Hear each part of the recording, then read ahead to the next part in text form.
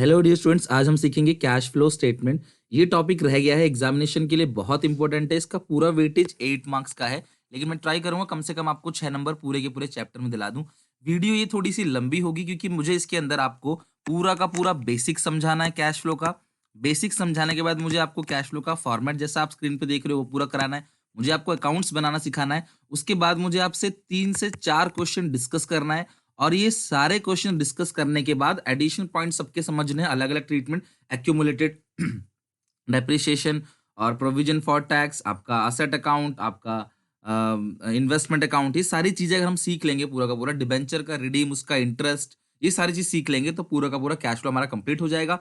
पर आप इसको पेशेंस से देखना पूरी वीडियो को, और वीडियो देखने के बाद कम से कम आपको 2 घंटा आपको खुद देना पड़ेगा, 2 आवर्स निकालने पड़ेंगे। तो आज का पूरा दिन, आज की पूरी रात है अपने पास, तो टेंशन की कोई बात नहीं है। आज इवनिंग तक सारा कुछ कंप्लीट हो जाएगा कैश फ्लो स्टेटमेंट के लिए। यहाँ वीडियो देखने के बाद पूरा का पूरा कॉपी में नोट करके 2 घंटे आप अच्छे से प्रैक्टिस कर लोगे तो इसकी गारंटी है कि कम से कम 4-5 नंबर या 6 नंबर तक आपके अच्छे से आ जाएंगे पेपर में। उम्मीद है, बहुत ईजी क्वेश्चन हर साल आता है कैश फ्लो का, तो इस बार भी आएगा। क्या पता सिर्फ ऑपरेटिंग एक्टिविटी का ही आ जाए, इन्वेस्टिंग फाइनेंसिंग का ना आए। तो क्वेश्चन पूरा अच्छे से पढ़ना, क्वेश्चन मांग क्या रहा है, और वीडियो को पूरा एंड तक देखना। अब हम स्टार्ट करते हैं कैश फ्लो स्टेटमेंट।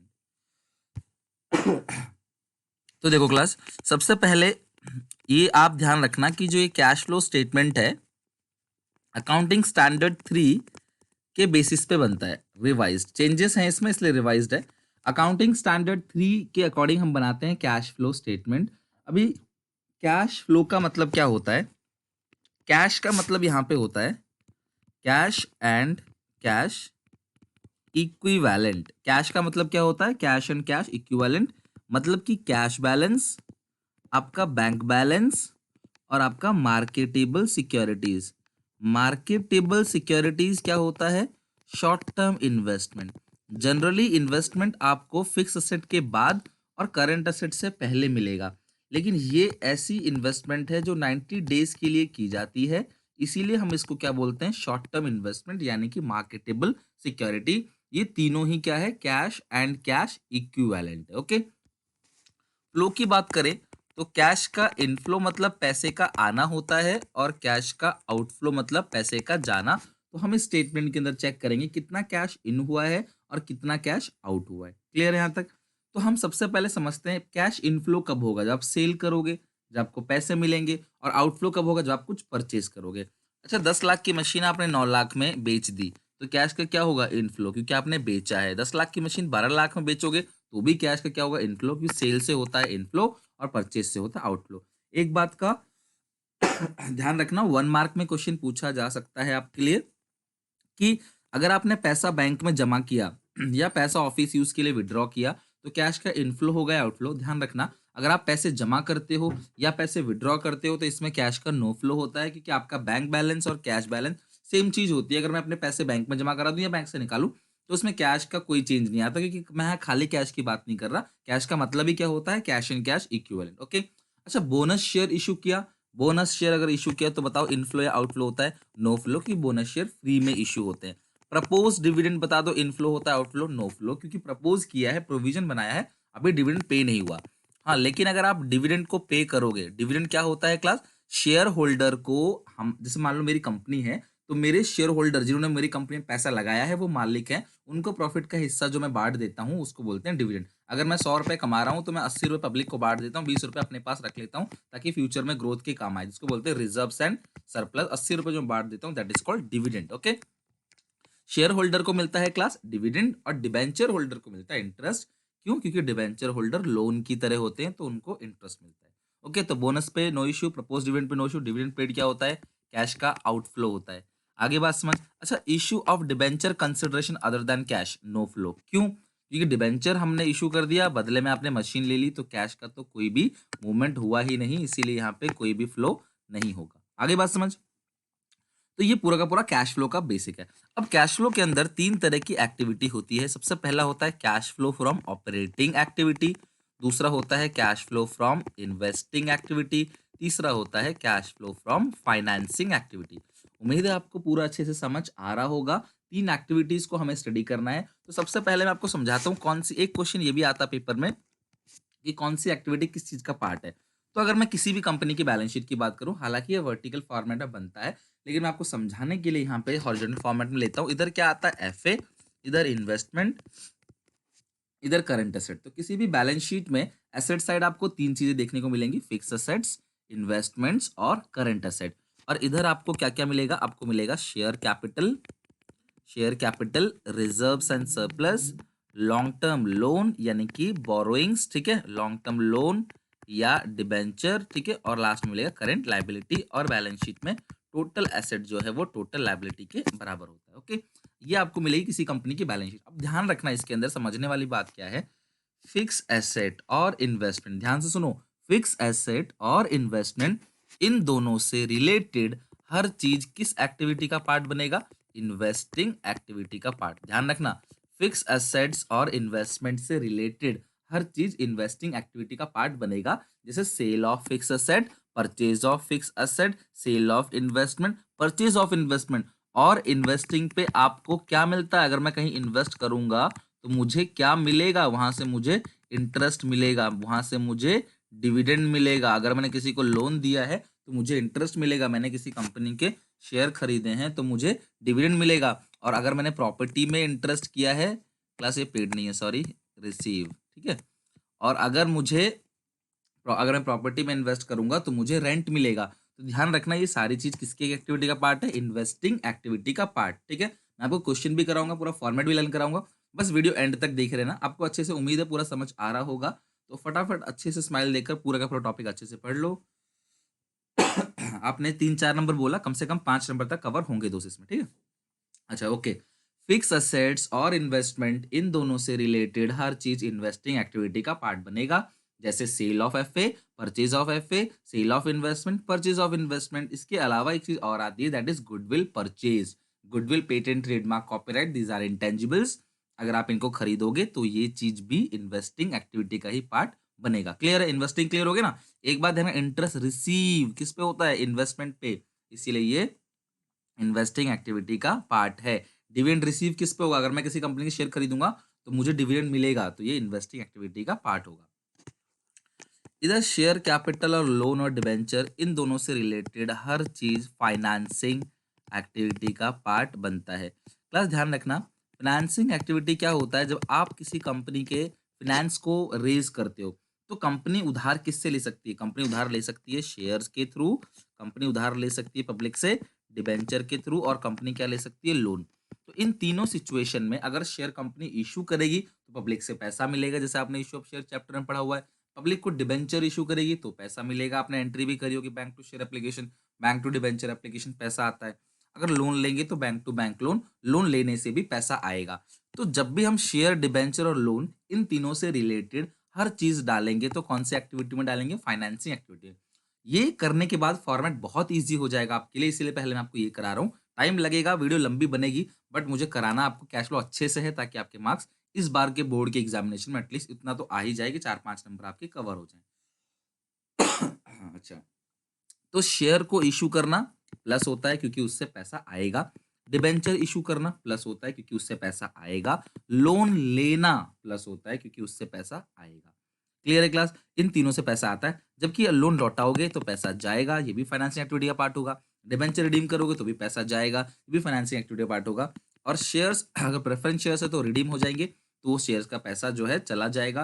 तो इन सारी चीजों में पैसा आता भी है, इशू करने से, रिडीम करने से पैसा जाता है। तो ये किसकी एक्टिविटी का पार्ट है, फाइनेंसिंग एक्टिविटी का। एक सबसे इंपॉर्टेंट चीज जो बिल्कुल आपने ध्यान रखनी है, मैंने अपने और वीडियोस में भी बताया है कि डिविडेंड पेड जो है, डिविडेंड पे किस पे होता है, शेयर पे, शेयर कैपिटल पे। अगर हमने मतलब हमने अगर शेयर इशू किया है पब्लिक को, तो उनको हम प्रॉफिट का एक हिस्सा बांट देंगे, डिविडेंड पेड। और ये क्या होता है, आउटफ्लो, फाइनेंसिंग का ही पार्ट है।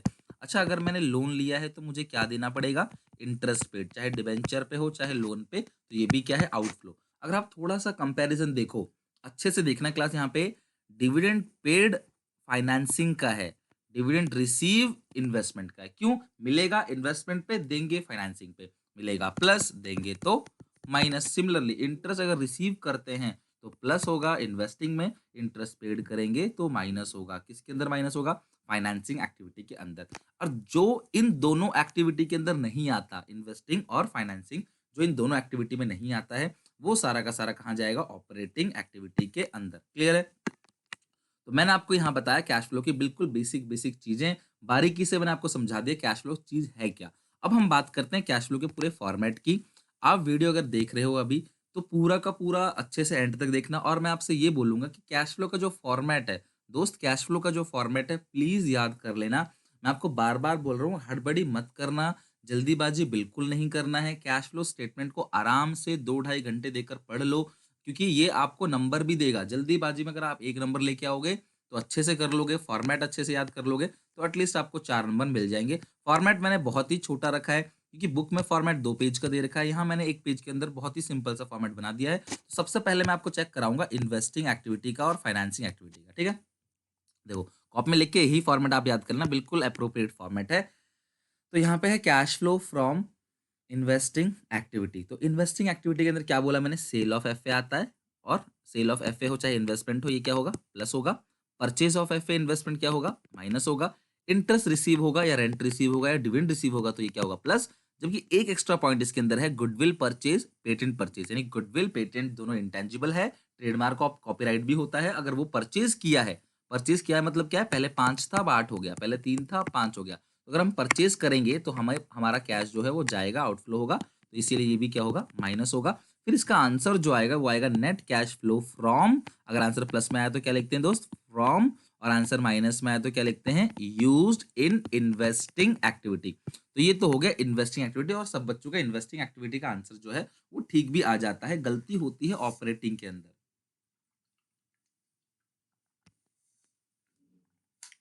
अगर हम बात करें फाइनेंसिंग एक्टिविटी की, तो फाइनेंसिंग एक्टिविटी के अंदर क्या क्या आता है, सबसे पहले इसके अंदर आता है इशू ऑफ शेयर। अगर आपने पब्लिक को शेयर इशू किया या डिबेंचर इशू किया या आपने लोन लिया, ठीक है, या एक चीज और आता है इसके अंदर, इंक्रीज इन बैंक ओवरड्राफ्ट। ये क्या लिखा है, इंक्रीज इन बैंक ओवरड्राफ्ट। तो इन सारे सिचुएशन में पैसा आएगा तो ये प्लस होगा, जबकि रिडम्पशन करेंगे शेयर्स का या डिबेंचर का या लोन लौटा देंगे या बैंक ओवरड्राफ्ट डिक्रीज हो जाएगा तो समझ लो पैसा चला जाएगा। ठीक है, इसके अलावा अगर हम डिविडेंड पे करते हैं, प्रीवियस ईयर का डिविडेंड पे होता है, ध्यान रखना इस बार अकाउंटिंग स्टैंडर्ड 4 के अकॉर्डिंग डिविडेंड का ट्रीटमेंट करना है। डिविडेंड अगर आपको प्रपोज डिविडेंड दिया हो पिछले साल का और करंट ईयर का, ध्यान रखना है प्रीवियस ईयर का ही यहाँ प्लस होता है, माइनस होता है, और प्रीवियस ईयर का ही ऑपरेटिंग में हम देखेंगे क्या होगा, प्लस होगा।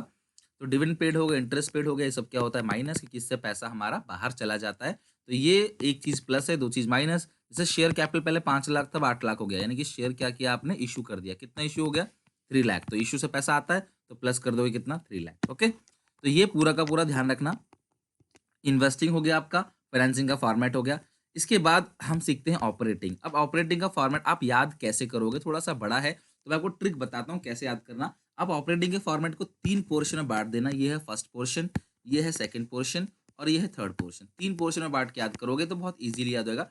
पहला जो है टीपीपीआई याद कर लेना, टीपीपीआई। ठीक है, तो सबसे पहले सरप्लस हो गया, यहाँ पे क्या हो गया, सरप्लस। सरप्लस आपको बुक में दिया होगा, current year minus previous year का माइनस करके कहाँ लिख दोगे आप, इसे आउटर कॉलम में लिख देना, surplus current year minus previous year. उसमें 4 चीजें ऐड करनी है। सबसे पहले transfer to general reserve, transfer to general reserve, ये सारी चीजें मत याद करना, करंट माइनस प्रीवियस। आप ध्यान रखना कि जनरल रिजर्व में कितना ट्रांसफर किया है। अगर जीआर पहले 8 लाख का था अब 12 लाख का हो गया है, तो आपने कितना ट्रांसफर किया बताओ, 4 लाख। वो 4 लाख यहाँ पे आएगा, ये घटेगा कभी नहीं, हमेशा ये बढ़ता हुआ ही नजर आएगा आपको। आपके सिलेबस में घटता है लेकिन अभी आपके लेवल तक यही बढ़ता हुआ नजर आएगा। प्रपोज डिविडेंड आपने ध्यान रखना है किसका है, प्रीवियस ईयर। मैंने आपको अभी कहा था एज पर अकाउंटिंग स्टैंडर्ड अब प्रपोज डिविडेंड का जो स्टेटमेंट है, मतलब कि अकाउंटिंग स्टैंडर्ड है वो चेंज हो गया है। AS4 जो है वो कहता है कि प्रपोज डिविडेंड को आपने कंटिन्यू लायबिलिटी ट्रीट करना है, तो ये कभी बैलेंस शीट के अंदर नहीं मिलेगा, बैलेंस शीट के बाहर मिलेगा। और आपको फिगर प्रीवियस ईयर का भी दिया होगा, करंट ईयर का भी, तो आपने प्रीवियस ईयर का ही प्लस करना है और प्रीवियस ईयर का ही, अभी देखा फाइनेंसिंग में क्या करना है, माइनस करना है। उसके बाद इंटरिम डिविडेंड। वैसे तो डिविडेंड का क्या स्टेज होता है, डिविडेंड सबसे पहले प्रपोज होता है, डायरेक्टर डिविडेंड को प्रपोज करते हैं, प्रपोज करने के बाद एक एजीएम होती है, एनुअल जनरल मीटिंग, उसमें डिविडेंड को डिक्लेयर किया जाता है और उसके 30 डेज के बाद ही डिविडेंड की पेमेंट कर दी जाती है। तो सबसे पहले प्रपोज होता है, फिर डिक्लेयर होता है, डिक्लेयर होता है मीटिंग में, डिक्लेयर टाइम पे वो रेट बढ़ नहीं सकता, कम हो सकता है, कोई बढ़ाना चाहता नहीं, कम वो क्लास करेंगे नहीं, तो इसीलिए यहाँ पे जो रेट होगा वो डिविडेंड का वो सेम होगा और वही डिविडेंड क्या होगा, पेड हो जाएगा। ऐसा करते-करते इस साल का डिविडेंड अगले साल पे होता है, अगले साल का डिविडेंड उसके अगले साल पे होगा। लेकिन इंटरिम डिविडेंड एक अकेला ऐसा डिविडेंड है जो इसी साल प्रपोज़ भी होता है और इसी साल क्या होता है, पेमेंट भी होता है। ये आपको बैलेंस शीट के नीचे मिल सकता है। आपने क्या करना है, यहाँ प्लस करना है और फाइनेंसिंग से माइनस करना है। बहुत सारी ऐसी चीज़ें हैं जिनका 2-2 ट्रीटमेंट होता है, तो मैं वो सारी चीज़ें भी बताऊँगा आपको। तो सबसे पहला क्या होगा, ट्रांसफर टू जर्नल रिजर्व, दूसरा हो गया प्रपोज्ड डिविडेंड और तीसरा हो गया इंटरिम डिविडेंड, चौथा हो गया प्रोविजन फॉर टैक्स। आपने जो प्रोविजन फॉर टैक्स लेना है, वो करंट ईयर का लेना है। ध्यान रखना, करंट ईयर का टैक्स आपने लेना है। पिछले साल का जो टैक्स होगा उसकी आपने पेमेंट कर दी होगी, तो ये जो है फाइनेंसिंग से क्या हो जाएगा, सॉरी ऑपरेटिंग के लास्ट में क्या हो जाएगा, ये माइनस हो जाएगा। क्लियर है? तो सबसे पहला क्या है, surplus, transfer to general reserve, proposed dividend, interim dividend और प्रोविजन फॉर टैक्स। इन चारों को ऐड कर देंगे सरप्लस में, तो हमारे पास जो आएगा वो आएगा net profit before tax and extra ordinary item. Extra ordinary item मतलब लॉस बाय अर्थक्वेक वगैरह कुछ हुआ तो यहाँ पे वो भी प्लस माइनस हो जाएगा। इसके बाद आपने 6 चीज़ों को और लेना है, 4 चीज़ें प्लस करनी है आपने और 2 चीज़ें करनी है माइनस, ठीक है? तो सबसे पहला प्लस क्या करना है, डेप्रिसिएशन ड्यूरिंग द ईयर, ये आपको प्लस करना है। Goodwill, patent, trademark, copyright, return of, ध्यान रखना, परचेज होगा तो हमने अभी पढ़ा इन्वेस्टिंग में, लेकिन राइट ऑफ होगा तो ऑपरेटिंग में। अगर 4 से 3 हो गया मतलब राइट ऑफ, कम हो रहा है तो राइट ऑफ, ऑपरेटिंग में 1 लाख रुपए आएगा, ठीक है? वो भी क्या होगा, प्लस। अगर 4 से 5 हो गया तो परचेज, तो 1 लाख रुपए क्या होगा, माइनस, वो कहाँ पे, इन्वेस्टिंग में। इंटरेस्ट एक्सपेंस क्या होगा, प्लस होगा। इनके रीजन है प्रॉपर क्लास क्यों प्लस माइनस होते हैं, बट हमारे पास इतना टाइम नहीं है कि हम पूरा का पूरा देख सके। कल आपका पेपर है, तो मैं आपको जो बता रहा हूँ बस आप उतना ही कर लो, डिटेल में फिर कभी देख लेंगे बाद में किसी और बच्चों के लिए। आप लोग तो इससे ही आपका कवर हो जाएगा। इंटरेस्ट एक्सपेंस क्या होता है, plus. Loss on sale of fix asset क्या होता है, प्लस। अब ध्यान रखना, depreciation plus, goodwill, patent, trademark, return of जो होता है वो प्लस होता है। इंटरेस्ट एक्सपेंस प्लस होगा, लेकिन इंटरेस्ट इनकम क्या होगा, माइनस। ये लेस लिखा हुआ है, चेक कर लो। Loss on sale of FA क्या होता है, प्लस, लेकिन gain on sale of FA क्या होता है, माइनस। गेन माइनस है, उल्टा चल रहा है, देखो गेन माइनस है और लॉस क्या होता है, plus. Gain minus loss plus, expense plus, income minus. तो ये सेकंड पोर्शन आपको अच्छे से याद हो जाएगा। यहाँ मैंने प्लस माइनस ऑलरेडी लगा रखा है, ये दोनों माइनस है, ठीक है, और ये सारी चीजें क्या है, प्लस है। इसके अलावा जो ऐड करके आएगा आपका वो आएगा operating profit before working capital changes. जैसे ही आपको क्वेश्चन दिखता है, ये फॉर्मेट तो एज इट इज आपने रख देना है। Operating profit before working capital changes में increase in current liability plus होता है। देखो ये तो प्लीज मत भूलना, क्योंकि गारंटी है यही अगर आपने टॉपिक अच्छे से कर लिया तो 1.5 से 2 नंबर कहीं नहीं गए कैश फ्लो के अंदर, एटलीस्ट 1.5 से 2 नंबर मिलेंगे। सुन लो अच्छे से, करंट लायबिलिटी एक चीज याद करना, बस किसी एक चीज को पकड़ लो, करंट लायबिलिटी बढ़ेगा तो प्लस, अगर करंट लायबिलिटी जो है वो घटेगा तो क्या होगा, माइनस। करंट असेट बढ़ेगा तो क्या होगा, माइनस, और घटेगा तो क्या होगा, प्लस। आपने ध्यान रखना है, जैसे आपने कैसे याद रखना है, करंट असेट बढ़ेगा तो माइनस, अब तो करंट असेट घटेगा तो ऑब्वियस है प्लस होगा। अच्छा, करंट असेट के बढ़ने पे क्या हो रहा है, माइनस, तो करंट लायबिलिटी के बढ़ने पे क्या होगा, उल्टा प्लस, और करंट लायबिलिटी घटने पे क्या होगा, माइनस। तो एक पॉइंट अगर आप याद कर लो तो बाकी सारा आपको इजीली याद हो सकता है, ठीक है। तो ये पूरा का पूरा लास्ट में क्या है, टैक्स पेड कौन से लेना है, प्रीवियस ईयर का, क्योंकि करंट ईयर का तो आपने ऊपर ऐड कर दिया है। अब इसके बाद जो आएगा ये आएगा नेट कैश फ्लो, अगर प्लस में आता है तो फ्रॉम या यूज्ड इन ऑपरेटिंग एक्टिविटी, अगर आंसर माइनस में आता है तो ये पूरा का पूरा दोस्त हो गया कैश फ्लो फॉर्मेट, ठीक है। तो अच्छे से देख लो, इस फॉर्मेट को मैंने एक ही पेज के अंदर रख लिया है। तो ये कैश फ्लो का पूरा फॉर्मेट है। अब हम बात करते हैं लास्ट पॉइंट, डी पॉइंट। 4 होते हैं इसके अंदर, ए बी सी डी। जो डी पॉइंट है वो है cash and cash equivalent. Cash and cash equivalent में करना क्या होता है, तीनों का आंसर आपने निकाल दिया है, ऑपरेटिंग, इन्वेस्टिंग और फाइनेंसिंग। आप तीनों के आंसर को ऐड करो, ठीक है। फिर आपको ना ओपनिंग कैश और ओपनिंग बैंक बैलेंस दिया होगा, अगर आपको दिया है तो वो भी आप ऐड कर दो।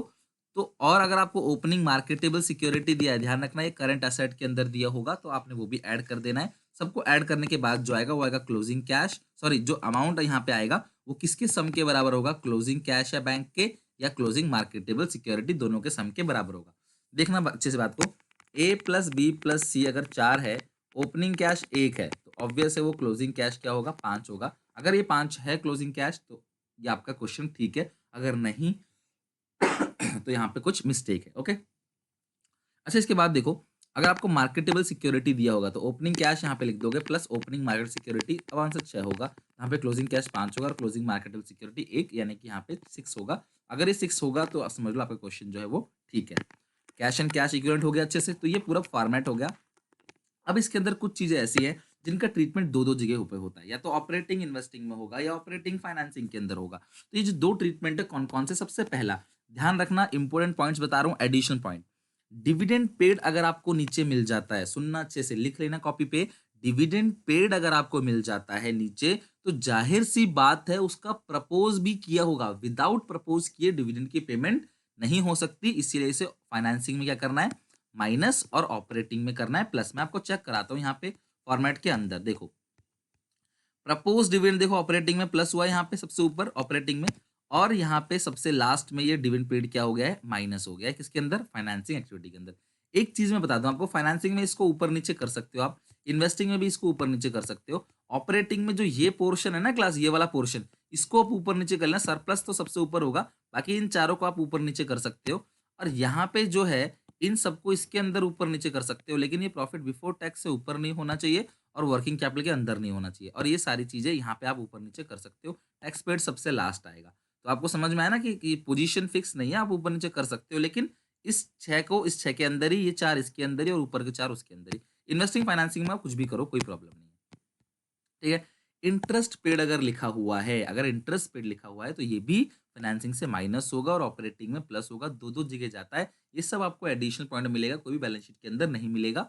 इंटरेस्ट पेड आपको चेक करा देता हूँ, इंटरेस्ट पेड। तो इंटरेस्ट पेड देख लो, आपने इंटरेस्ट एक्सपेंस ऑपरेटिंग में प्लस कर रखा है, देखो यहाँ पे मिल गया इंटरेस्ट एक्सपेंस, और फाइनेंसिंग में देखो आपने इंटरेस्ट एक्सपेंस को यहाँ पे माइनस भी कर रखा है। जितना अमाउंट होगा वो सेम ही होगा, दोनों में प्लस भी होगा और माइनस भी, क्लियर है। सिमिलरली इंटरिम डिविडेंड पेड बहुत चांस से मिल जाएगा बैलेंस शीट में, मतलब बहुत चांस है कि इनसे एक पॉइंट बनेगा ही बनेगा, तो इंटरेस्ट पेड होगा या डिविडेंड पेड होगा या इंटरिम डिविडेंड पेड होगा। ये तीनों अगर आपको कैश फ्लो के नीचे मिलेगा, मैं जो बता रहा हूँ क्लास ऐसे ही, मतलब आंख बंद करके मैं कुछ भी नहीं बोलता आपसे, बहुत एक्सपीरियंस है मेरे पास, तभी मैं आपको बोल रहा हूँ। ये एग्जामिनेशन में दिख सकता है, आप पास्ट ईयर के पेपर उठा लोगे तो आपको समझ में आ जाएगा कि मैं जो बोल रहा हूँ वो इंपॉर्टेंट है भी कि नहीं, ठीक है। डिविडेंड पेड हो गया, इंटरेस्ट पेड हो गया, ये इंटरिम डिविडेंड नीचे लिखा होगा पेड हो गया, तो ये तीनों ही ऑपरेटिंग में क्या होता है, प्लस, और फाइनेंसिंग में माइनस। प्रोविजन फॉर टैक्स, अगर आपने अकाउंट इसका नहीं बनाया है तो ये बैलेंस शीट में current liability short term provision के अंदर दिखता है, इसे हम क्या करेंगे, प्लस करेंगे ऑपरेटिंग के अंदर, और ऑपरेटिंग के ही लास्ट में क्या करेंगे, माइनस करेंगे। मैं आपको दिखाता हूँ, हमने ये कैश फ्लो स्टेटमेंट में किया भी, ये देखो, ये रहा, ये मिल गया आपको, प्रोविजन फॉर टैक्स यहाँ प्लस किया है, और सबसे लास्ट में देखो टैक्स पेड माइनस किया है।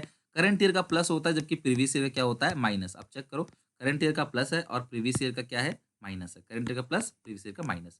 गुडविल पेटेंट अगर राइट ऑफ हो रहा है तो ऑपरेटिंग में प्लस होगा, अभी सिखाया था मैंने, और अगर परचेज हो रहा है तो इन्वेस्टिंग से माइनस होगा, तो यानी दो दो जगह पे आता है। अगर 5 से 4 हो गया तो राइट ऑफ, 5 से 6 हो गया तो परचेज, परचेज होगा तो 1 लाख माइनस होगा इन्वेस्टिंग के अंदर, राइट ऑफ हो गया तो 1 लाख प्लस होगा ऑपरेटिंग के अंदर। बैंक ओवरड्राफ्ट ज्यादा इंपॉर्टेंट नहीं है, लेकिन पिछले साल ही चेंजेस आए हैं इसमें, इसीलिए मैं आपको करा रहा हूँ। बैंक ओवरड्राफ्ट अगर इंक्रीज होगा तो फाइनेंसिंग में प्लस, डिक्रीज होगा तो फाइनेंसिंग से माइनस। पहले bank overdraft cash and cash equivalent का पार्ट होता था, बट अब से, यानी कि अब से क्यों, लास्ट के 2 ईयर्स से ऐसा हो रहा है कि बैंक ओवरड्राफ्ट जो है वो फाइनेंसिंग का पार्ट माना जा रहा है, और इंक्रीज होगा तो फाइनेंसिंग में प्लस, और अगर डिक्रीज होता है तो फाइनेंसिंग से क्या होगा, माइनस होगा, ओके।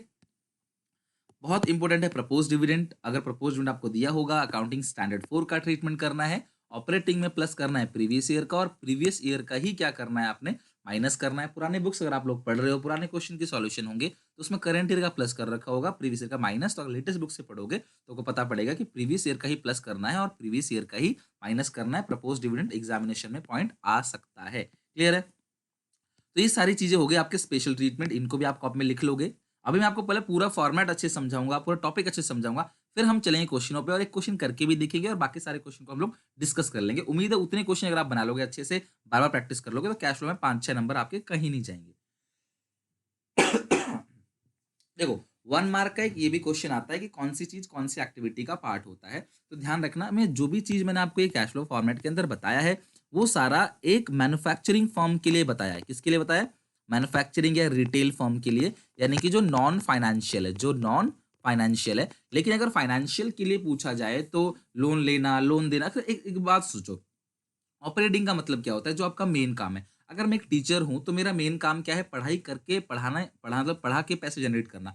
मैं टीचिंग करके पैसे कमाता हूं, तो ये मेरी ऑपरेटिंग एक्टिविटी है। लेकिन मान लो मेरे पास प्रॉपर्टी भी है, मेरे पास उसका भी रेंट आ रहा है, तो मैं उससे भी तो कमा रहा हूँ, पर क्या मेरा वो मेन काम है, नहीं, तो वो क्या है, नॉन ऑपरेटिंग एक्टिविटी है। लेकिन अगर किसी रियल स्टेट बिल्डर की बात करें, किसी एजेंट की बात करें, तो उसका काम ही बिल्डिंग को बेच के पैसे कमाना है, तो उसके लिए या उससे रेंटल से पैसे कमाना है, कमीशन लेना है, उसके लिए वो चीज़ ऑपरेटिंग है। भाई मैं लोन लेता हूँ तो मेरे लिए फाइनेंसिंग है, लेकिन अगर यही लोन कोई बैंक ले या बैंक दे, तो बैंक का तो सुबह से शाम तक का यही काम है। तो इसको बोलते हैं फाइनेंशियल कंपनी, उनके लिए वो चीज़ क्या होती है? Operating activity.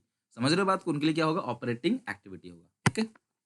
चलो, अब ये 1 नंबर का क्वेश्चन आपसे आ सकता है, तो 1 नंबर का कैश इनफ्लो आउटफ्लो से आ सकता है, 1 नंबर का आ सकता है कैश फ्लो का मीनिंग क्या है? और दूसरा क्वेश्चन पूछ सकता है अकाउंटिंग स्टैंडर्ड क्या है? कब इनफ्लो होगा, कब आउटफ्लो होगा, कौन सी चीज़ कौन-सी एक्टिविटी के अंदर आता है? और एक बात हमेशा ध्यान रखना, बार-बार क्वेश्चन बताता हूँ, डिविडेंड पेड कैसी भी कंपनी हो, चाहे रिटेलिंग कंपनी हो, चाहे फाइनेंसिंग कंपनी हो, एवरी टाइप ऑफ एंटरप्राइज़ के लिए क्या आता है? फाइनेंसिंग एक्टिविटी का ही पार्ट होता है। Interest receive investing activity, interest paid financing activity. Please इस पे गलती मत करना, एग्जामिनेशन में 1 मार्क का क्वेश्चन आ सकता है।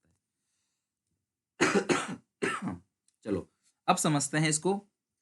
कुछ अकाउंट्स आपको बनाना पड़ेगा। अगर एडिशनल पॉइंट में हुआ चीज तो आपको अकाउंट बनाना पड़ेगा। बहुत छोटे छोटे से अकाउंट्स हैं। देखो, कैश फ्लो कभी भी आपको दिया होता है दोस्त, तो 2 साल का बैलेंस दिया होता है। एक होता है करंट ईयर, दूसरा होता है प्रीवियस ईयर। मैंने पहले ही कहा था, वीडियो आपको पेशेंस से देखना पड़ेगा। बहुत बड़ा चैप्टर है, क्लास में इसको 5-6 दिन लगता है कराने के लिए, बट मैं आपको यहाँ पे 1 घंटे के अंदर कवर करके दे दूंगा, उससे भी कम टाइम में। तो आपके पेपर में 4-5 नंबर आ जाए। बहुत बच्चों की पर्सनली मेरे पास रिक्वेस्ट भी आई है, कमेंट सेक्शन में भी आपने बताया है, और आपके हर रिक्वेस्ट रिक्वेस्ट पे मैं काम कर भी रहा हूँ। ठीक है, तो सुनते रहो अच्छे से, बस लिखते रहो, अभी क्वेश्चन भी बनाएंगे। तो फिक्स असेट अकाउंट की बात करें, तो ये जो पिछले साल का बैलेंस होता है ना क्लास, इसको बोलते हैं ओपनिंग बैलेंस। क्यों? ये आपके एग्जामिनेशन में डेट आएगा 31 मार्च 2018, और करंट ईयर का आएगा 31 मार्च 2019। तो ये जो है पिछले साल का है, यानी कि ओपनिंग बैलेंस है। ये इस साल का है, यानी क्लोजिंग बैलेंस है। ये पिछले साल का ओपनिंग है, तो इस साल का ऑब्वियस है क्लोजिंग रहेगा, इसीलिए सॉरी ओपनिंग रहेगा, इसीलिए मैंने इसको ओपनिंग बैलेंस लिया है। क्योंकि 31 मार्च और 1 अप्रैल में कोई अंतर नहीं होता। 31 मार्च है पिछले साल का एंड, और यही चीज़ इस साल की ओपनिंग बनती है। जो सीडी आता है आपको पता है, वही अमाउंट बीडी में भी आता है। तो ये ओपनिंग बैलेंस आपको बुक से मिल जाएगा, ये क्लोजिंग बैलेंस मिल जाएगा। अब आप मुझे बता दो, फिक्स एसेट बढ़ता किस-किस चीज़ से है? ये सारी चीज़ वर्किंग नोट में बनेगा, तो कोई फॉर्मेट अच्छे से मेंटेन करने की ज़रूरत नहीं है। आप नॉर्मली अच्छे से लिख सकते हो। डेबिट, क्रेडिट, पर्टिकुलर अमाउंट, ये सब चीज़ ना भी करोगे तो चलेगा, क्योंकि ये वर्किंग नोट में बनता है। ओपनिंग बैलेंस ये हो गया, क्लोजिंग बैलेंस ये हो गया। अब इसमें 3 चीज़ की बात करें, तो अगर आप परचेज़ करोगे तो यहाँ पे आएगा, सेल करोगे तो यहाँ पे आएगा, परचेज़ सेल, ठीक है? अगर आप सेल करते हो तो प्रॉफिट भी हो सकता है, तो इधर आएगा प्रॉफिट, इधर आएगा loss. By P&L profit loss, profit loss जो है वो P&L के अंदर जाता है, इसलिए। और डेप्रिसिएशन जो बच गया, वो डेप्रिसिएशन आएगा किस साइड? By side. तो असेट जिनसे घटेगा वो क्रेडिट, जिनसे बढ़ेगा वो डेबिट। डेप्रिसिएशन ऑपरेटिंग में क्या होता है? प्लस होता है। ये अकाउंट बना रहा हूँ, ये काम की चीज़ बता रहा हूँ आपको, अच्छे से समझ लो। अकाउंट बनाओगे तो ये सब चीज़ लिखोगे। और अकाउंट कब बनाओगे? जब एडिशनल में कुछ भी लिखा होगा। एडिशनल पॉइंट में एफए के बारे में कुछ भी लिखा हो, जैसे सेल के बारे में, डेप्रिसिएशन के बारे में, परचेज के बारे में, तो आप अकाउंट बना लेना। ऑपरेटिंग में प्लस होगा। सेल कहाँ जाता है? इन्वेस्टिंग में प्लस होता है। लॉस जो है वो ऑपरेटिंग में क्या होता है? प्लस होता है। प्रॉफिट जो है वो ऑपरेटिंग से क्या होगा? माइनस होगा। परचेज जो है वो इन्वेस्टिंग से क्या होगा? माइनस होगा। ये पूरा का पूरा मैक्सिमम फॉर्मेट है। और ध्यान रखना, एक सेल पे या तो प्रॉफिट होगा या तो लॉस होगा। प्रॉफिट लॉस दोनों नहीं हो सकता। अगर सेल हो गया तो इधर बैलेंसिंग फिगर क्या आएगा? डेप्रिसिएशन आएगा। क्लियर है? अगर आपको बैल बहुत इंपॉर्टेंट है, क्लास में क्वेश्चन भी डिस्कस करूंगा। अगर आपको बैलेंस शीट के अंदर एक्यूमुलेटेड डेप्थ दे रखा है और एडिशनल पॉइंट में दे रखा है सेल ऑफ एसेट के बारे में कुछ भी, तो आपको 2 अकाउंट बनाना है फिर एक साथ। अगर बैलेंस शीट के अंदर डेप है और नीचे सेल के लिए बोल रहा है, दोनों कंडीशन होनी चाहिए। बैलेंस शीट के अंदर डेप्रिसिएशन भी होना चाहिए, एडिशनल पॉइंट में सेल के लिए भी कुछ ना कुछ बोला हो, तो 2 अकाउंट बनेगा। सबसे पहला अकाउंट जो बनेगा वो बनेगा आपका फिक्स एसेट अकाउंट, और दूसरा अकाउंट जो बनेगा वो बनेगा आपका investment account, fix sorry accumulated depreciation account, FA account और एक्यूमुलेटेड डेप्रिसिएशन अकाउंट। तो उसमें एफए का ओपनिंग बैलेंस आपको बुक से मिल जाएगा, क्लोजिंग बैलेंस मिल जाएगा। डेप्रिसिएशन का ओपनिंग आपने बाय बैलेंस बीडी लिखना है और क्लोजिंग लिखना है टू बैलेंस सीडी। तो डेप्रिसिएशन का ओपनिंग बैलेंस और एफए का ओपनिंग बैलेंस, दोनों का ओपनिंग बैलेंस आपको बुक में मिल जाएगा। उसके बाद आपको सेल के लिए दिया होगा कि इस इतनी एसेट को इतने डेप लगाया था, इतने में बेच दिया। जैसे क्वेश्चन बोलेगा एक 10,000 की कॉस्ट थी, 8 का डेप लगा और उसको बेच दिया 1,000 में। तो 10 का असेट है, 8 का डेप लगा, तो आज 2 का होना चाहिए। 2 की चीज को 1 में बेचे तो कितना हो गया? 1 का लॉस। इस तरीके से तीनों चीजें हमें मिल जाएगी। सबसे पहले सेल वैल्यू, दूसरा लॉस या प्रॉफिट, और तीसरा है उस पे एक्यूमुलेटेड डेप्रिसिएशन। दोस्त, एक्यूमुलेटेड डेप्रिसिएशन कुछ नहीं होता। हर साल जो डेप्रिसिएशन इकट्ठा करते चले जाते हैं, प्रोविजन फॉर डेप्रिसिएशन, उसी को बोलते हैं एक्यूमुलेटेड डेप्रिसिएशन। सेल के टाइम पे उसको हम लोग रिवर्स कर देते हैं। जो आपने 11th में पढ़ा होगा ना, प्रोविजन फॉर डेप वाला अकाउंट, डेप्रिसिएशन चैप्टर के अंदर, वही चीज है ये। अब ये जो एक्यूमुलेटेड डेप है, अब तीनों चीज यहाँ लिख दोगे तो इसका बैलेंसिंग फिगर हमेशा और हमेशा परचेज के नाम से ही आएगा। हमेशा और हमेशा इसका बैलेंसिंग फिगर यहीं बचेगा और परचेज के नाम से आएगा। परचेज इन्वेस्टिंग में होता है माइनस, ऑपरेटिंग में होता है माइनस प्रॉफिट, और लॉस होता है ऑपरेटिंग में प्लस, और यहाँ पे जो सेल है वो होता है इन्वेस्टिंग के अंदर प्लस, और डेप्रिश और कुछ चीजें बैंक और पीएनएल की चीजें ही जाती हैं कैश फ्लो में, और कुछ चीज नहीं जाता। यहाँ पे आपने बाई एक्यूमुलेट डेप लिखा है तो यहाँ पे आप क्या लिख दोगे, to fix asset ledger posting होगी। फिर इसका बैलेंसिंग फिगर हमेशा और हमेशा यहीं बचेगा, और ये ऑपरेटिंग में क्या हो जाएगा, प्लस हो जाएगा। और मतलब ये 1 2 3 4 ये 4 चीजें जो है वो जाता है कैश फ्लो के अंदर। प्रॉफिट और लॉस दोनों में से कोई एक होगा। ये बहुत इंपॉर्टेंट है, बहुत ज्यादा चांस है एग्जामिनेशन में आपसे पूछ ले, और ये बहुत ही सिंपल सी चीज है, प्रोविजन फॉर टैक्स। टैक्स का सिस्टम भी ऐसा है क्लास कि टैक्स का सबसे पहले प्रपोज होता है, फिर उसका पेमेंट होता है। अगले साल हम कितना टैक्स देने वाले हैं, इस साल हम कितना टैक्स देने वाले हैं, ये हम लोगों ने पिछले साल प्रोविजन बना लिया होगा। तो ओपनिंग बैलेंस आपको बुक में दिया होगा तो इधर लिख देना बाई साइड, क्योंकि ये लायबिलिटी होता है, लायबिलिटी का क्रेडिट बैलेंस होता है, और ये आएगा टू बैलेंस सीडी यानी कि डेबिट साइड। इसके अलावा दो ही इंफॉर्मेशन क्वेश्चन में दिया होगा, या तो प्रोविजन मेड होगा या टैक्स पेड होगा। टैक्स पेड हमेशा आप डेबिट में लिखोगे तो बैलेंसिंग फिगर क्या आएगा, by P and L provision made. ध्यान रखना क्या आएगा, provision for tax made, by P and L provision for tax made. अगर आपको मेड दे रखा है तो बैलेंसिंग में पेड है, यानी ओपनिंग क्लोजिंग लिखने के बाद मेड दिया तो पेड बैलेंस, पेड दिया तो मेड बैलेंस, इसके अलावा कुछ भी इसमें नहीं आता। टैक्स पेड आपको पता है क्या होता है, ऑपरेटिंग से माइनस होता है, और मेड ऑपरेटिंग में प्लस होता है। अब सवाल यह है कि सर अभी अभी थोड़ी देर पहले आपने बताया करंट ईयर का प्लस करेंगे, प्रीवियस ईयर का माइनस करेंगे। वो हम तब करते हैं जब एडिशनल पॉइंट में कोई भी इंफॉर्मेशन ना दी गई हो। अगर एडिशनल पॉइंट में कोई भी इंफॉर्मेशन दी है मेड या पेड, तो अकाउंट बनेगा, और अकाउंट से जो मेड आएगा वो प्लस होगा, और अकाउंट से जो पेड आएगा वो क्या होगा, माइनस होगा।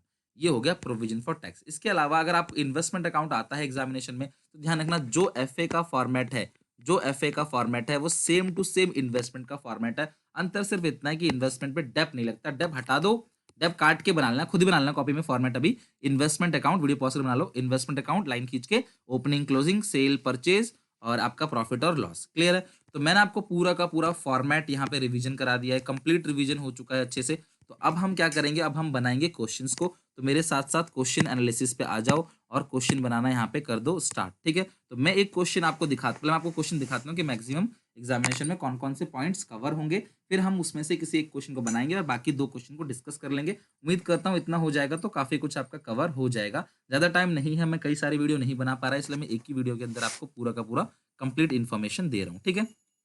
चलो अब हम चेक करते हैं अच्छे से। यहाँ मेरे पास एक क्वेश्चन है, आप क्वेश्चन को जरा अच्छे से पढ़ना। ठीक है? ये आपका होता है दोस्त करंट ईयर, ये होता है प्रीवियस ईयर। पिछले साल का जो है वो प्रीवियस ईयर है यानी कि ओपनिंग बैलेंस, इस साल का जो करंट ईयर है वो है क्लोजिंग बैलेंस। तो इसके अंदर आता है equity and liability, share holder fund, share capital. अगर मैं शेयर कैपिटल की बात करूं तो पहले 2 लाख था, अब 2.5 लाख हो गया, यानी कि शेयर इश्यू हो गया 50,000 का। रिजर्व सरप्लस में नोट नंबर 1 है, जहां पे दोस्त नोट नंबर 1 लिखा होगा आपको सीधे नीचे जाना है नोट नंबर 1 पे, और यहाँ पे रिजर्व है और प्रॉफिट है। प्रॉफिट का जानते हो आप, current year minus previous year, आपने 100 रुपए प्रॉफिट कमाया है, नेट प्रॉफिट सबसे ऊपर आता है।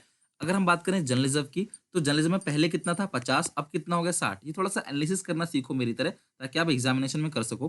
पहले 50 था, अब हो गया 60। तो आप मुझे बताओ कितना आपने ट्रांसफर किया है, 10,000। ऑपरेटिंग में सबसे ऊपर क्या होता है, ये प्लस होता है, 10,000 rupees transfer to general reserve. Clear है? अब है इसके अंदर लोन, लोन पहले कितने था 70,000 का, अब कितना है 0, यानी कि लोन पूरा का पूरा लौटा दिया आपने। रीपेड लोन फाइनेंसिंग से होता है minus. Trade payable current liability है, और करंट लायबिलिटी का रूल प्लीज मत भूलना, इंक्रीज प्लस डिक्रीज माइनस। तो यहाँ पे इसे डिक्रीज हो रहा है तो ये क्या हो जाएगा, माइनस हो जाएगा। प्रोविजन फॉर टैक्स मैंने बताया था आपको, आपको करंट ईयर का प्लस करना होता है, प्रीवियस ईयर का माइनस। लेकिन आप अगर एडिशनल पॉइंट में आओ तो प्रोविजन फॉर टैक्स के लिए कुछ बोला हुआ है यहाँ पे, क्या बोला है, इनकम टैक्स पेड, तो आपको फिर अकाउंट इसका बनाना पड़ेगा। क्लियर है? फिर है tangible asset, tangible asset note number 2। अगर आप नोट नंबर 2 पे आओ तो यहाँ पे देखा लैंड, बिल्डिंग, मशीनरी, और यहाँ मशीन के बारे में कुछ बोला है और लैंड के बारे में भी कुछ बोला है, तो आपको फिर अकाउंट इसका बनाना पड़ेगा। क्लियर है यहाँ तक? प्रपोज डिविडेंड मैंने कहा था आपसे आ सकता है एग्जामिनेशन में, करंट ईयर का 25,000 दे रखा है और प्रीवियस ईयर का दे रखा है 14,000, तो 14,000 ही आपको प्लस करना है, 14,000 ही आपको माइनस करना है। प्लस करोगे ऑपरेटिंग में, माइनस करोगे फाइनेंसिंग में। फिर ये गुडविल है, तो गुडविल पहले 5 जीरो था, अब कितना हो गया 5। तो बताओ खरीदा है या राइट ऑफ किया है, पहले 0 था 5 है, तो गुडविल क्या है, पूरा का पूरा 5,000 जो है गुडविल वो परचेज है। तो परचेज कहाँ जाता है, इन्वेस्टिंग से माइनस होता है। करंट असेट में दो चीज आएगा, ध्यान रखना, कैश एंड कैश इक्विवेलेंट को मत ले लेना ऑपरेटिंग में, ये क्योंकि डी पोर्शन में आता है कैश एंड कैश इक्विवेलेंट के अंदर। तो इन्वेंट्री और ट्रेड पेबल जो है ये क्या हो रहा है, डिक्रीज इन इन्वेंट्री या डिक्रीज इन ट्रेड पेबल, दोनों क्या होता है, ट्रेड रिसीवेबल प्लस होगा। ये करंट असेट का रूल क्या है, करंट असेट घटेगा तो प्लस, करंट एसेट बढ़ेगा तो क्या होगा, माइनस। ओके, तो ये हो गई सारी की सारी चीजें, हमने पूरा का पूरा एनालाइज कर लिया। अब हम इसका स्टेटमेंट बनाते हैं, सॉल्यूशन कैसे करेंगे वो देखते हैं। इस सबसे पहले आपको जो पढ़ना होता है एडिशनल पॉइंट, तो सबसे पहले आपको मिल गया 14,000 रुपए, 14,000 रुपीज आपको प्लस भी करना है, ऐड करना है और लेस करना है फाइनेंसिंग में। इंटरिम डिविडेंड क्या सिखाया था मैंने आपको, कभी भी डिविडेंड पेड दिया होगा तो इसको ऑपरेटिंग में क्या कर देना प्लस, और इसी को फाइनेंसिंग से कर देना माइनस। इनकम टैक्स के लिए अकाउंट बनाओगे, मशीन का अकाउंट बनेगा और बिल्डिंग का क्या बनेगा, अकाउंट। तो अब इसको देखो एग्जामिनेशन में आपने क्वेश्चन को करना कैसे है। तो सबसे पहले मैं बनाऊंगा इसके अंदर प्रोविजन फॉर टैक्स का अकाउंट। तो मैं यहाँ पे क्वेश्चन लिख रहा हूँ, सॉल्यूशन जो भी नंबरिंग है आपकी बुक का ही क्वेश्चन है, 52 है तो सॉल्यूशन नंबर है 52 एग्जामिनेशन के पैटर्न में। तो सबसे पहले बनाऊंगा मैं वर्किंग नोट्स एग्जामिनेशन में। वर्किंग नोट आपके आंसर का ही पार्ट होता है। तो सबसे पहले मैं यहाँ बनाता हूँ प्रोविजन फॉर टैक्स अकाउंट, सीखना अच्छे से, जो सिखाया अभी उसका एप्लीकेशन कर रहे हैं, प्रोविजन फॉर टैक्स अकाउंट। तो एग्जामिनेशन में ये नोट है तो ज़्यादा इसमें सजाने की कोई आपको जरूरत नहीं पड़ेगी। प्रोविजन फॉर टैक्स अकाउंट में ये आएगा आपका by balance BD opening balance, और यहाँ पे आएगा to balance CD closing balance. तो आप मुझे बताओ ओपनिंग बैलेंस जो है प्रोविजन फॉर टैक्स का कितना है 30,000, और क्लोजिंग बैलेंस कितना है 35। तो ओपनिंग कितना है 30 और क्लोजिंग कितना है 35। अच्छे से समझ के लिखना, ओपनिंग दे रखा है 30 और क्लोजिंग दे रखा है 35,000। और उसके बाद यहाँ पे आप देख लो टैक्स का ओपनिंग 30 क्लोजिंग 35, नीचे क्या लिखा है टैक्स पेड 28,000 28,000। अगर आपको टैक्स पेड दिया है टू बैंक टैक्स पेड तो यहाँ पे 28,000 लिख दोगे, तो जो बैलेंसिंग फिगर आएगा तो ये 63 हो गया, यहाँ पे 63 हो गया। तो जो बैलेंसिंग फिगर 33,000 का आएगा ये किस नाम से आएगा, by P and L provision made. किस नाम से, by P and L provision made. Provision made operating में प्लस होगा और टैक्स पेड ऑपरेटिंग से क्या होगा, माइनस होगा। ओके, ये हमने अकाउंट बनाया ही इसलिए ताकि हम इन चीजों को रख सके। फिर अकाउंट इसके अंदर बनेगा, एक मशीनरी का अकाउंट बनेगा, मशीनरी अकाउंट। ठीक है, मशीन अकाउंट बना लेते हैं। मशीन का ओपनिंग बैलेंस लिख लेते हैं टू बैलेंस बीडी, मशीन का डेबिट बैलेंस होता है, और क्लोजिंग बैलेंस जो आएगा वो बाई बैलेंस सीडी। एग्जामिनेशन में पूरा लिखना, शॉर्ट बिल्कुल भी अलाउ नहीं होगा। तो मशीन आप देखो जरा, ओपनिंग कितना है आपको यहाँ दिख जाएगा, machine plant machinery opening 150 closing 169। तो ओपनिंग लिख देते हैं 1,50,000 और क्लोजिंग है 1,69,000। अच्छा, मशीन पर डेप भी लग रहा था तो यहाँ पे लिख देंगे बाई डेप। मशीन कुछ खरीदा भी था तो यहाँ लिख देंगे टू बैंक परचेज। ठीक है, चेक कर लेते हैं मशीन पे कितना डेप है। डेप्रिसिएशन मशीन पे है 14,000 का और परचेज है 33,000 का, तो परचेज रख दो 33 और 14,000 का हो गया डेप। तो ये हो गया 1,83,000 और ये भी कितना हो गया 1,83,000। तो यहाँ से तो हमें कुछ मिला नहीं। डेप्रिसिएशन ऑपरेटिंग में क्या हो जाएगा, प्लस हो जाएगा, और परचेज जो होगा वो इन्वेस्टिंग से क्या हो जाएगा, माइनस हो जाएगा। एक और अकाउंट हमने सीखा था यहाँ पे, बिल्डिंग का अकाउंट। इस क्वेश्चन में रिक्वायरमेंट है, जिस क्वेश्चन में नोट में जिस असेट के बारे में बोला होगा उस असेट का आपने बनाना पड़ेगा। यहाँ पे ओपनिंग बैलेंस है by balance BD, closing balance है by balance, sorry opening balance to balance BD, closing balance by balance CD. तो आप देखना जरा, बिल्डिंग का ओपनिंग कितना है 2 लाख, क्लोजिंग 90,000 है। तो ओपनिंग कितना है 2 लाख है, क्लोजिंग है 90,000, और यहाँ पे सॉरी 1,90,000, और यहाँ पे 10,000 का आपको दे रखा है डेप्रिसिएशन। तो बाई डेप 10,000, तो यहाँ पे 2 लाख हो गया, यहाँ पे 2 लाख, और डेप्रिसिएशन ऑपरेटिंग में क्या होगा, प्लस होगा। तो यहाँ से हमें ये चीज़ मिल गई। तो ये कैश फ्लो का एडिशनल पॉइंट बना के हमें ये सारी चीज़ों का पता चल चुका है। अब हम बना देंगे कैश फ्लो स्टेटमेंट, पूरा का पूरा बनाते हैं फॉर्मेट के अकॉर्डिंग। ओके, तो यहाँ पे हम लोग लाइन खींचते हैं। कैश फ्लो स्टेटमेंट में इधर आता है अमाउंट, इधर आता है डिटेल्स। आप ऊपर लिख देना cash flow statement as per AS3 revised. ए एक्टिविटी के अंदर है cash flow from operating activity. इतना करोगे ना क्लास हर क्वेश्चन में तो एटलीस्ट आपके 3, 4, 5 मार्क्स कहीं नहीं जाएंगे। ठीक है, और 1 मार्क्स के 2 क्वेश्चन भी हैं तो वो भी आपका अच्छे से कवर हो जाएगा। ठीक है, तो cash flow from operating activity है। मैं थोड़ा सा स्पेस जो है ऑपरेटिंग का रख लेता हूँ। ठीक है, यहाँ पे ऑपरेटिंग के लिए बी एक्टिविटी जो होगा हमारा वो होगा cash flow from investing activity. Cash flow from investing के लिए आपको ज़्यादा स्पेस छोड़ने की ज़रूरत नहीं है। सी एक्टिविटी है cash flow from financing activity. ठीक है, और लास्ट में आपने डी एक्टिविटी में लिखना है cash and cash equivalent. Format पूरा पहले बना लेना अच्छे से, और फॉर्मेट बनाने के बाद जो चीज़ जहाँ पे आएगी हम उसे वहाँ रख देंगे। जैसे सबसे पहले हमने क्या देखा, ये डेप्रिसिएशन और मशीनरी, इन दोनों मशीन पे और बिल्डिंग पे दोनों पे डेप लगा है। तो मैं ऑपरेटिंग के अंदर लिखूंगा यहाँ पे डेप्रिसिएशन ऑन मशीनरी ठीक है, और डेप्रीशिएशन ऑन बिल्डिंग। तो मशीन पे डेप्रीशिएशन है 14,000 का, बिल्डिंग पे डेप्रीशिएशन है 10,000 का। ठीक है, इसके अलावा मुझे सबसे ऊपर क्या लिखना होता है, provision for tax made. Provision for tax made, कितना प्रोविजन फॉर टैक्स मेड था बताओ जरा। मेड था आपका 33 और पेड है 28। तो मेड है 33,000 और जो टैक्स पेड है वो सबसे लास्ट में लेस होता है। टैक्स पेड सबसे लास्ट में लिख दूंगा मैं यहाँ पे, कितना टैक्स लेस है 28,000। ओके, ये हो गया अमाउंट यहाँ तक। अब आपने अकाउंट में परचेज भी लिखा था, ठीक है, purchase of machinery. Purchase of machinery, तो मशीनरी जो परचेज था वो था 33,000 का मशीन परचेज था। आप चेक कर लो 33 का ही है ना, हाँ 33 का। तो हमने यहाँ पे ये सारी चीजें हमने रख लिया है। इसके अलावा एडिशनल पॉइंट में देखो यहाँ पे क्या लिखा हुआ है, प्रपोज डिविडेंड। तो डिविडेंड का हम क्या करते हैं, डिविडेंड सबसे ऊपर हम ऐड करेंगे, प्रपोज डिविडेंड ऐड करेंगे। पिछले साल का ही ऐड होगा जो है 14,000, और पिछले साल का ही सबसे लास्ट में फाइनेंसिंग के अंदर सबसे लास्ट में लेस कर देंगे डिविडेंड पेड के नाम से। कितना अमाउंट आएगा ये 14,000, लास्ट में आंसर आ जाएगा। देखते रहना, अच्छे से कॉपी में नोट कर देना, हिम्मत मत मारना, बी पॉजिटिव, सब कुछ ठीक होगा। पेपर बहुत ईजी आने वाला है, कैश फ्लो का क्वेश्चन तो बहुत ईजी होगा। सर ये क्वेश्चन नहीं था, ये वाला क्वेश्चन है। और यहाँ पे इंटरिम डिविडेंड पेड लिखा हुआ है 9,000 का, तो ये भी प्लस होगा, ये भी माइनस होगा। तो हम यहाँ पे ऑपरेटिंग में सबसे ऊपर वाले पोर्शन में प्लस करते हैं। इंटरिम डिविडेंड 9,000 का है, तो यहाँ पे हमने 9,000 प्लस कर दिया। और सबसे लास्ट में फाइनेंसिंग से आपको पता है दो जगह जाता है, माइनस भी होता है ये, प्लस भी होता है। विदाउट प्रपोज ये डिविडेंड पेड नहीं हो सकता। तो इंटरिम डिविडेंड पेड आपने कितना माइनस कर दिया यहाँ पे 9,000, ये हो गया लेस। लेस को हम लोग ब्रैकेट में शो करके दिखाते हैं इसमें, ठीक है। तो क्वेश्चन में ये सारे एडिशनल पॉइंट का सबका ट्रीटमेंट लाइन बाय लाइन हमने, ये क्वेश्चन नहीं था, एडिशनल पॉइंट हमने इसका ट्रीटमेंट सारा का सारा लाइन बाय लाइन कर दिया। डेप्रिसिएशन, मशीनरी, टैक्स सब कुछ हो चुका है। अब हम क्वेश्चन को पढ़ेंगे शुरू से और हम करते जाएंगे एक एक चीज का ट्रीटमेंट। शेयर कैपिटल 2 लाख से 2.5 लाख, तो इशू ऑफ शेयर लिखो फटाफट। फाइनेंसिंग के अंदर, फाइनेंसिंग के अंदर आप लिखोगे इशू ऑफ शेयर, फाइनेंसिंग के अंदर लिखना है, ये रहा फाइनेंसिंग। इशू ऑफ शेयर्स कितना आएगा यहाँ पे, इशू ऑफ शेयर आएगा 50,000 का, क्योंकि पहले 2 लाख था, अब हो गया 2.5 लाख। आपने करंट ईयर माइनस प्रीवियस ऐसे नहीं समझना है, आपने थोड़ा एनालाइज करना है। पहले कितना था, पहले था यहाँ पे कितना अमाउंट था 2 लाख, अब कितना हो गया यहाँ पे 2.5 लाख। तो ये शेयर क्या हो गया, इशू हो गया।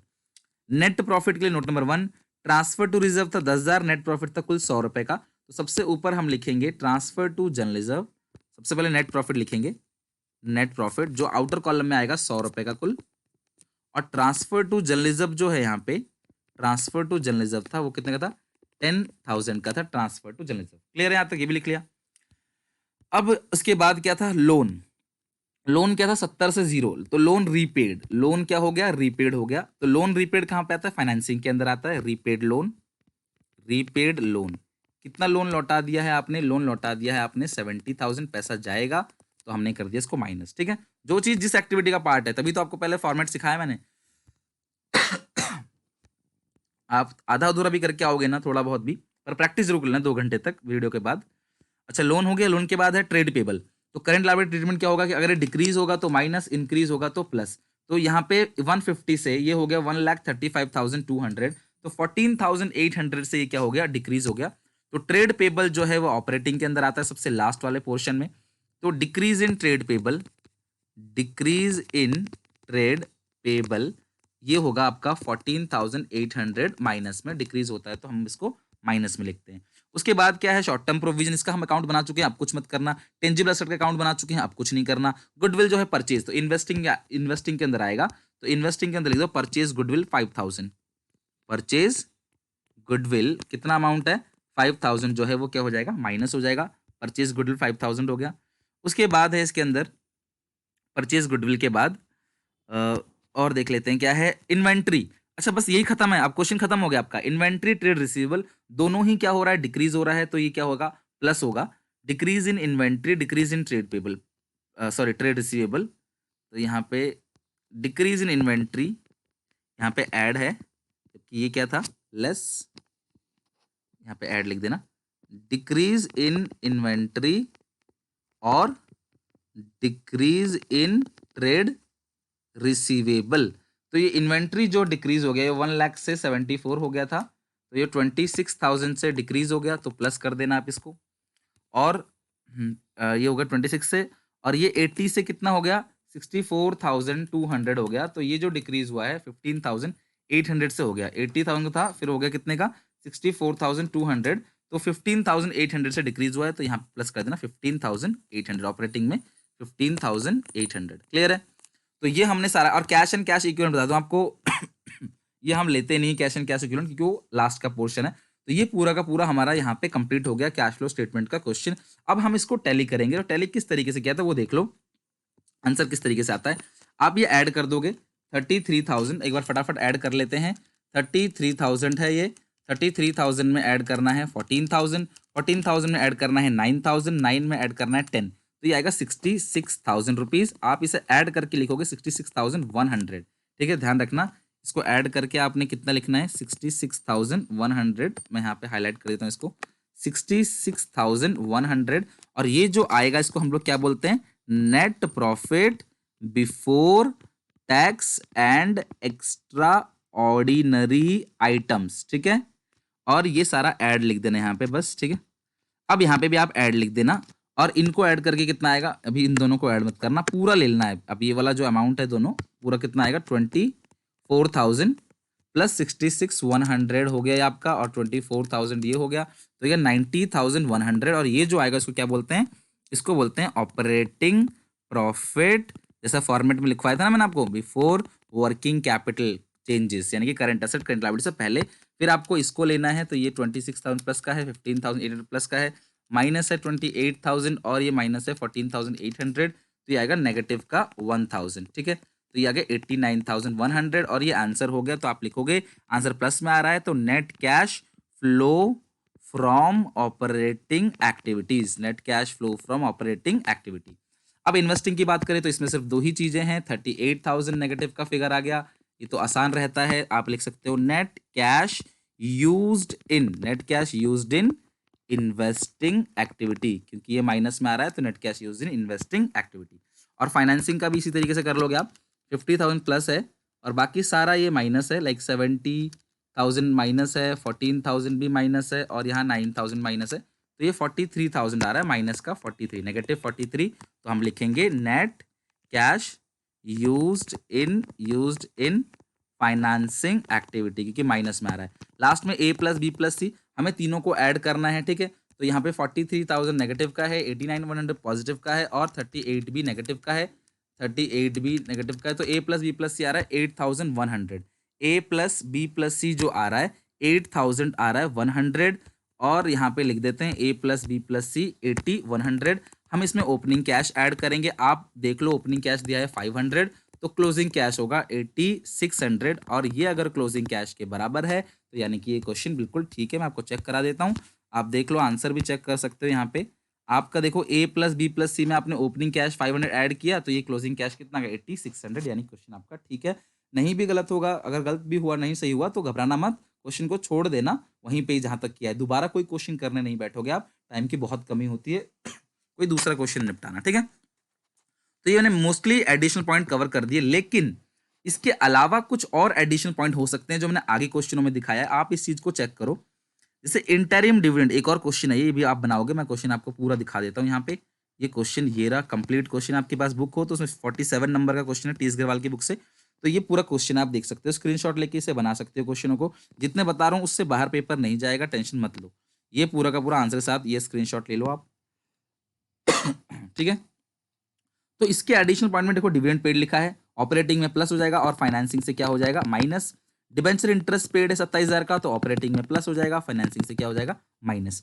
अब यहाँ देखो लैंड दे रखा है आपको, तो लैंड तो सेल हो गया, मशीन जो है इसको अलग से लेना है, डेप्रिसिएशन अलग से लेना है, अकाउंट मत बनाना क्योंकि एडिशनल पॉइंट में कोई भी डेप्रिसिएशन का इन्फॉर्मेशन नहीं है। तो डेप 240 माइनस 180, 60,000 का डेप आ जाएगा, ऑपरेटिंग में प्लस हो जाएगा, और परचेज दिखा दोगे 1,50,000 का इन्वेस्टिंग से माइनस हो जाएगा। इसके अलावा ऊपर सारी चीजें दे रखी है, शेयर कैपिटल, रिजर्व सरप्लस। देखो डिबेंचर पे जो इंटरेस्ट दिया है ना, कुछ क्वेश्चन में नहीं दिया हो तो प्रीवियस ईयर पे निकालते हैं, बट इस क्वेश्चन में आपको इंटरेस्ट नीचे दिया हुआ है तो मत निकालना, नहीं दिया होता तो मैं प्रीवियस ईयर पे 45,000 रुपीज प्लस भी कर देता, 45,000 माइनस भी कर देता। क्लियर है क्वेश्चन वाला। एक और क्वेश्चन देखते हैं, 54 क्वेश्चन, और ये क्वेश्चन अच्छा है इसलिए क्योंकि इस क्वेश्चन में लिखा है 50,000 डिबेंचर जो इशू हुआ है वो 31 मार्च 2016 को हुआ है। ध्यान रखना, एंड का बैलेंस अगर दिया हो तो ओपनिंग पे लगा देना, ओपनिंग का दिया हो तो एंड पे लगा देना इंटरेस्ट। ठीक है, कैसे? आप मुझे बताओ, आप यहाँ पे सबसे पहले चेक करो डिबेंचर यहाँ कितने के हैं। आप ऊपर जाओ, डिबेंचर मिल जाएगा लॉन्ग टर्म बोरोइंग के अंदर, नोट नंबर 2 है तो मैं नीचे आऊंगा नोट नंबर 2 पे, तो मुझे मिल जाएगा डिबेंचर। डिबेंचर शुरू में कितना था? 1/4/2015 को डिबेंचर जो था मेरे पास वो था 1,75,000। मैंने 50,000 का डिबेंचर इशू कर दिया, जिसकी वजह से डिबेंचर अब कितना हो गया? 2,25,000। पर सवाल ये है, ये डेट है 31 मार्च 16, 2,25,000। सवाल ये है कि जो डिबेंचर इशू हुआ है कब हुआ है? तो ये इशू इन्होंने साफ साफ बोला है एडिशनल पॉइंट में नीचे जाके कि 31 मार्च 16 को इशू हुआ है, मतलब साल के एंड में इशू हुआ है। तो क्या आपको एंड वाले अमाउंट पे इंटरेस्ट देना है, नहीं देना है? जो चीज साल के एंड में इशू हुई है उसका इंटरेस्ट थोड़ी हम देंगे, वो तो अगले साल देंगे ना। तो इसीलिए हम लोग जो इंटरेस्ट चार्ज करेंगे वो 1,75,000 का 12% निकाल देना, और क्या करते हैं इसे ऑपरेटिंग में करते हैं प्लस इंटरेस्ट को, और फाइनेंसिंग में करते हैं माइनस। इससे पिछले क्वेश्चन में ये कैलकुलेट करके दिया हुआ था, लेकिन इस क्वेश्चन में हमने इसको क्या किया? कैलकुलेट कर लिया। ओके, आगे बात समझ। इसके अलावा ये पॉइंट बहुत फेवरेट बन सकता है एग्जामिनर का इस बार, तो मैं आपको अभी करा रहा हूं, अच्छे से जरा इस पॉइंट को आप लोग देख लेना कैसे बनेगा इसमें। ठीक है, कभी भी एडिशनल पॉइंट में लिखा हो 40,000 की मशीन है, डेप लगा है 20,000 का, तो इस हिसाब से आज ये होना चाहिए कितने का? 20 का। पर इसे कितने के लॉस में बेचा है? ध्यान रखना, 5,000 में नहीं बेचा, 5 के लॉस में बेचा है। तो बेचा कितने में है? 15,000 में बेच दिया है। तो अगर आपको नीचे इस तरीके से इंफॉर्मेशन दी हो और बैलेंस शीट के अंदर भी आपको असेट के साथ क्या दिया हो? डेप्रिसिएशन दिया हो, तो उस सिचुएशन में आपको 2 अकाउंट बनाने हैं और ट्रीटमेंट करना है। तो पूरा क्वेश्चन तो खुद बनाओगे आप, लेकिन आपको मैं यहाँ पे पूरा क्वेश्चन जो है काफी बड़ा है, पेज नंबर जो है क्वेश्चन 54 है। अब देख लेना, यहाँ पे तो शायद 2 बार में आप स्क्रीनशॉट ले लो। चलो, एक बार में आप यहाँ तक का स्क्रीनशॉट ले लो, ठीक है, ये ले लो। दूसरी बार में आप यहाँ का स्क्रीनशॉट ले लो, और लास्ट में ये एडिशनल पॉइंट और ये आंसर्स का ले लो। ठीक है, तो ये क्वेश्चन जरूर बनाना आप। मैं आपको अकाउंट बना के देता हूँ, उसमें 2 अकाउंट बनेगा। कितने अकाउंट बनेंगे? 2 अकाउंट। सबसे पहला बनेगा फिक्स असेट अकाउंट, अभी सिखाया था आपको। 2 अकाउंट कब बनाते हो? जब आपको एडिशनल पॉइंट के अंदर डेप्रिसिएशन और बैलेंस शीट के अंदर भी डेप्रिसिएशन हो। फिक्स असेट अकाउंट है, और दूसरा बनता है आपका एक्यूमुलेटेड डेप अकाउंट। ठीक है, अब तक तो काफी कुछ आ गया होगा समझ में कि एग्जामिनेशन में कैसे अटेम्प्ट करना है पेपर को। बहुत सारा, बहुत बड़ा चैप्टर है ये, काफी काम है इसके अंदर, बट मैंने फिर भी आपको बहुत सारी चीज सिखा दी ताकि पेपर में आप कम से कम छोड़ के ना आओ। हमें तो अच्छे नंबर से पास होना है बस, तो इतने नंबर आ जाएंगे आपके करोगे तो। ओपनिंग बैलेंस, क्लोजिंग बैलेंस अच्छे से देखना, बैलेंस शीट में दिया होगा। मशीन का ओपनिंग है 522,500, 5,22,500, ठीक है, और क्लोजिंग बैलेंस है 837,500, 8,37,500। ये डेप्रिसिएशन माइनस में नहीं है, ये माइनस करा हुआ है, कहीं फिगर माइनस मत लेना। 70 और 105, 105 और 70। ओके, अभी 3 चीज लिखनी है मुझे यहाँ पे। सबसे पहला, बाई बैंक सेल कितने में बेचा है? 15,000 में। दूसरी चीज, by P and L loss, loss कितने का हो गया? 5,000 का। तीसरी चीज है बाई एक्यूमुलेटेड डेप्रिसिएशन। बताओ कितना डेप है इसके अंदर? इस क्वेश्चन के अंदर जो डेप था वो था 20,000 का, तो हम ऐड कर दें, ये होगा 20,000, ये भी हो गया 20,000, और लास्ट है 8,37,500। ऐड करके आ रहा है 8,77,500, 8,77,500 माइनस करेंगे 5,22,500, तो आपका जो आंसर आ जाएगा वो 3,55,000। तो ये आ गया to bank purchase, to bank purchase. Clear है यहाँ तक? 3,55,000 आ गया टू बैंक परचेज, आपका ये कंप्लीट हो गया। अगर आपने यहाँ लिखा है कि एफए में बाई एक्यूमुलेट डेप, तो एक्यूमुलेट डेप में क्या लिखोगे? To fix asset. एग्जामिनेशन में शॉर्ट मत लिखना, मैं यहाँ पे जल्दी वीडियो छोटी बनाने के चक्कर में लिख रहा हूँ, ठीक है। By P and L dep during the year, dep during the year. अब आप इसे ऐड करोगे 125 हो जाएगा, 125 हो जाएगा, तो यहाँ पे 55,000 का आ गया डेप ड्यूरिंग द ईयर। अब इन चीजों को आपने पोस्टिंग कैसे करना है ये अच्छे से आपको आना चाहिए। डेप ऑपरेटिंग में कर देना प्लस, और यहाँ पे ये जो परचेज है ये इन्वेस्टिंग से होगा माइनस, बैंक जो होगा वो होगा इन्वेस्टिंग में प्लस, लॉस होगा ऑपरेटिंग में प्लस। क्लियर है? ये सारी चीजें चली जाएंगी। इसके अलावा वो जो इंटरेस्ट का लिख रखा है एडिशनल पॉइंट में, ये इंटरेस्ट ऑपरेटिंग में प्लस हो जाएगा, और फाइनेंसिंग से इंटरेस्ट क्या हो जाएगा? माइनस हो जाएगा। बस इतना ही है इसके अंदर। बाकी जो स्टार्टिंग से पॉइंट दिया हुआ है वो सब वही नॉर्मल है, वही शेयर डिबेंचर लोन है, प्रोविजन है, टेंजिबल एसेट है, इंटेंजिबल एसेट है। ध्यान रखना ये करंट इन्वेस्टमेंट मार्केटेबल सिक्योरिटीज का पार्ट बनेगा और नॉन करंट इन्वेस्टमेंट जो है वो 25,000 का इन्वेस्टिंग में प्लस होगा। करंट इन्वेस्टमेंट क्या करना है, ए प्लस बी प्लस सी करोगे, प्लस करोगे इसमें ओपनिंग कैश, प्लस करोगे ओपनिंग मार्केटेबल सिक्योरिटीज, तो ये क्लोजिंग मार्केटेबल सिक्योरिटीज और क्लोजिंग कैश के बराबर आएगा। मतलब ये 36,500 और ये 20,000, 56,500 के बराबर आएगा जब आप करोगे इस क्वेश्चन को। तो ठीक है, उम्मीद है आपको वीडियो पूरा समझ में आया होगा। इसमें जितने भी इंपॉर्टेंट पॉइंट्स थे वही एग्जामिनेशन में आ सकता है। इसके अलावा क्लास पॉइंट्स तो काफी सारे हैं, बट चांसेस यही है कि एग्जामिनेशन में आए। इनकम टैक्स रिफंड अगर आपको पेपर में दे रखा हो तो उसे प्रोविजन फॉर टैक्स में से भी माइनस कर देंगे और हम टैक्स पेड से भी हम क्या कर देंगे, उसको माइनस कर देंगे इनकम टैक्स रिफंड को। जैसे अगर प्रोविजन फॉर टैक्स 4,000 है, टैक्स पेड 3,000 है और इनकम टैक्स रिफंड है 1,000 का, तो इसे 3 नहीं से 2 समझेंगे, इसको 4 नहीं इसको 3 समझेंगे, तो मेड प्लस और पेड क्या हो जाएगा, माइनस। तो इनकम टैक्स रिफंड जो होता है वो दोनों से माइनस होता है। और इसके अलावा कोई अदर एक्टिविटीज आता है, जैसे मान लो कि इशू ऑफ शेयर पे प्रीमियम है तो प्रीमियम फाइनेंसिंग में प्लस होगा। इशू ऑफ शेयर पे जो सिक्योरिटी प्रीमियम रिजर्व है वो क्या होता है, फाइनेंसिंग में प्लस होगा। प्रीमियम ऑन रिडम्पशन जो है वो फाइनेंसिंग से क्या होगा, माइनस होगा। बट मुझे लगता नहीं इतना डीप क्वेश्चन पूछेगा आपसे, तो आप इसकी बुक से अपनी प्रैक्टिस कर लेना। मैंने पूरा का पूरा फॉर्मेट के साथ कैश फ्लो पूरा कंप्लीट करा दिया आप लोगों के लिए। अगर वीडियो अच्छा लगा हो प्लीज लाइक करना और हर कोई स्टूडेंट जरूर शेयर करना अपने दोस्तों के साथ, ताकि हर कोई पास हो जाए और आप सब एक साथ कॉलेज में जाओ। ठीक है, thank you very much, bye bye, next video में फिर कंटिन्यू करेंगे।